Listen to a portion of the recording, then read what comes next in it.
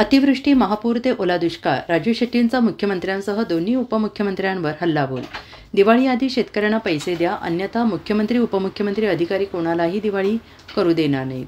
देवेंद्र फडणवीस ज्यावेळी विरोधी पक्षनेते होते त्यावेळी त्यांनी स्वतः ओला दुष्काळ जाहीर करण्याची मागणी केली। आता तेच म्हणतात की ओला दुष्काळ जाहीर करता येणार नाही, त्यांनी दुष्काळ जाहीर करावा एवढीच आमची मागणी आहे। ओला कोरडा त्यांनी पाहावं असं म्हणत स्वाभिमानी शेतकरी संघटनेचे प्रमुख राजू शेट्टींनी टीका केली आहे।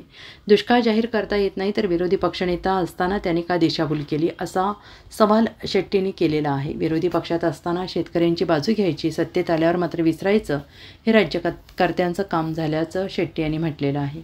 राज्यात अतिवृष्टीने थैमान घातलेलं आहे, शेतकरी मोडून पडलेला आहे। धाराशिवमध्ये राणी बारकुल नावाच्या महिला आंदोलन करत आहेत, त्यांच्या सासऱ्याला अतिवृष्टीमुळे धक्का बसला, त्यांचा मृत्यू झाला आहे। त्या भगिनीची समजूत घालून उपोषण सोडायला लावलं। 5 ते 6 आत्महत्याग्रस्त कुटुंबातील लोकांची भेट घेतल्याचं राजू शेट्टी यांनी म्हटलेलं आहे। शेतकऱ्याला आता आधाराची गरज आहे, पण सरकार मीठ चोळण्याचं काम करत आहे। सोलापुरात देखील प्रचंड नुकसान झालेलं आहे, माती वाहून गेली, विहिरी बुजल्या आहेत, पिकांची गिनती करता येणार नाही अशी स्थिती आहे। जलसंपदा आणि जिल्हा प्रशासन यांच्या समन्वयाचा अभाव यामुळे हे झाल्याचं शेट्टी यांनी म्हटलंय।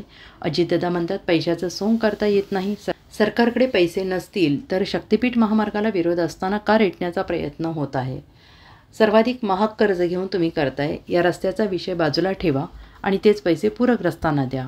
शेतकऱ्यांना दिवाळी आधी हे पैसे द्या, जर दिवाळी आधी शेतकऱ्यांना पैसे दिले नाहीत तर आम्ही मुख्यमंत्री, उपमुख्यमंत्री, अधिकारी कोणाला दिवाळी करू देणार नाही असा इशारा शेट्टी यांनी दिला आहे। दुष्काळ जाहीर करावा, अन्यथा 2019 ला स्वतः देवेंद्र फडणवीस मुख्यमंत्री असताना त्यांनी अतिवृष्टी आणि महापूर बाधित शेतकऱ्यांना मदत करण्यासाठी म्हणून जो शासन निर्णय केलेला होता तो शासन निर्णय 2025 साली करावा, तरच खऱ्या अर्थानं शेतकऱ्यांना दिलासा मिळेल।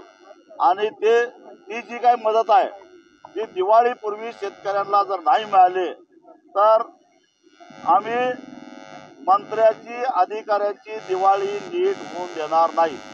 Bureau report, SBN Marathi, Mumbai.